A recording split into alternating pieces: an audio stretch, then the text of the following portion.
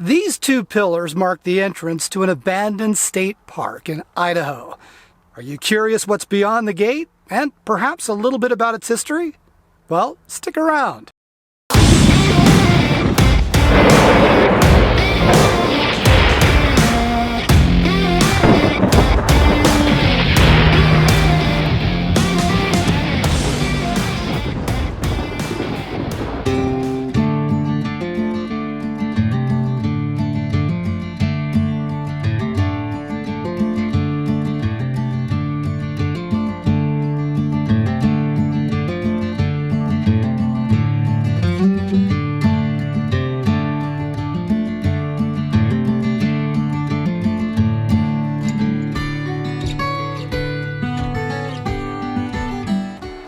So here recently I was looking for a place to camp in southern Idaho, close to the Utah border. And as part of that discovery process, I went back to a website that I'd used once before called Meander.com. It's sponsored by Deborah and Robert, who are full-time nomads. And, much of what they do, at least on the site anyway, is review campgrounds. What's nice about it is that they'll also get into the detail about, if you can have a usable internet signal or not, because they're also YouTubers. Well, based on previous success using their website, figured I would trust them again. So I came here to Indian Rock State Park in Idaho. Now the thing about Indian Rock State Park in Idaho is that it's not a state park. And it hasn't been a state park for going on 40 years now. So when I got here, I was pretty fascinated. And I did a little bit more research and I came across another site. It's called Rolling in an RV Wheelchair Travels. And they had some additional context that I thought was really interesting too, which I'll also share. But I think it's important to give both of these sites a shout out because I can't take credit for this stuff. At any rate, I'll put their information on the screen. I'll also put it down in the details.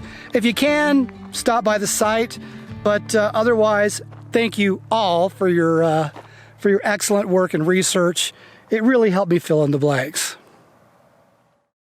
After you enter the old gate area, you'll soon get to your first pullout, which is where you'll find a small gated area with a few rocks with petroglyphs.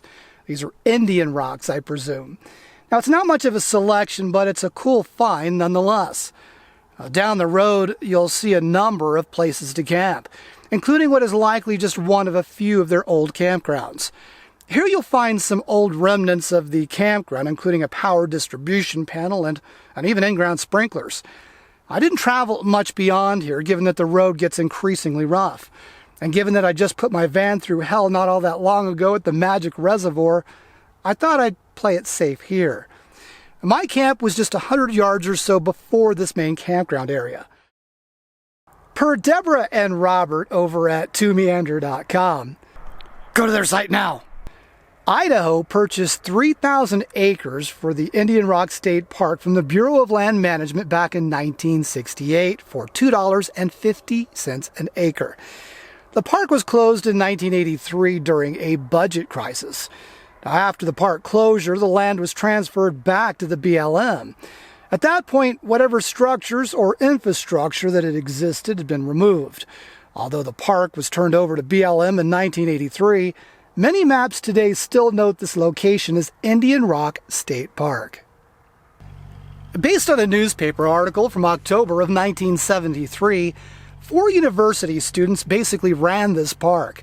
The Idaho State Parks and Rec Department had lobbied to have the Indian Rock State Park designated as the state repository for Indian petroglyphs. They were trying to get rocks from all over the area sent here. At that time, there were only 2 rocks, both of which were hand-carried from nearby areas. Now, per the article, there were a total of 51 campsites here in 1973. I was in the 3rd grade. Now, 20 of these 51 campsites had hookups. There was a dump station, restroom, and hot showers. Now, the newspaper notes that the fees are fairly stiff. Are you curious what fairly stiff meant back in 1973? Well, apparently $4 for out-of-staters, $3 for residents of Idaho, and a whopping 50 cents if you wanted electricity and water hookups. Well, that was fairly stiff. Now, you can find mentions of plans to close the park as early as 1981 in various local newspapers, along with news of other parks closing as well. Other than that, the only news that I could find was that about 50 ash trees had been planted at the park around 1972, many of which are still providing welcome shade today. So, being that this is BLM land, Bureau of Land Management, you can stay here free for up to 14 days. I think it was on my second day here that we were able to confirm that when a local sheriff's deputy had stopped by patrolling this area. I didn't even think about it at the time until he said something, but this is federal land, so they don't normally have jurisdiction here, but they get a grant from the feds to provide enforcement services out here. Now, that said, he told me that this is the first time he'd ever been out here, so I don't know how often, how frequent they come out here, but it was nice to meet him nonetheless.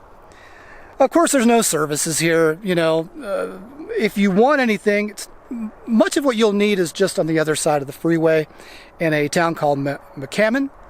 And just on the other side of the freeway, you'll find a Flying J, which apparently had partnered with the state of Idaho to provide an oasis, whatever that means. But anyway, there you can of course fill up with gas. They've got a dump station there, a couple of like a Cinnabon and something else. A convenience store, like most Flying J's. You can take a shower, like most Flying J's.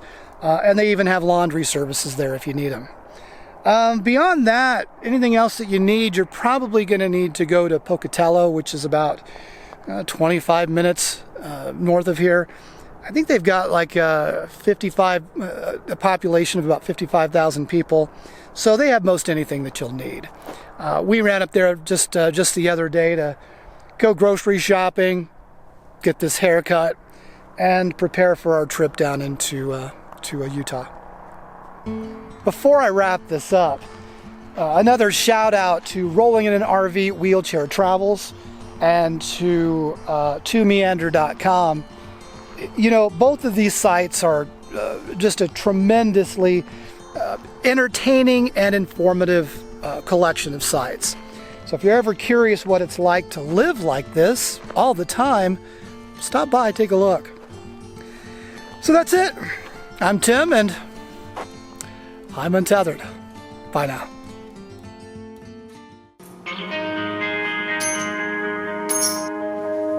Too many days in the darkness without a glimpse of the light. Running tired and broken and scared, but I swear I'll never give up the fight.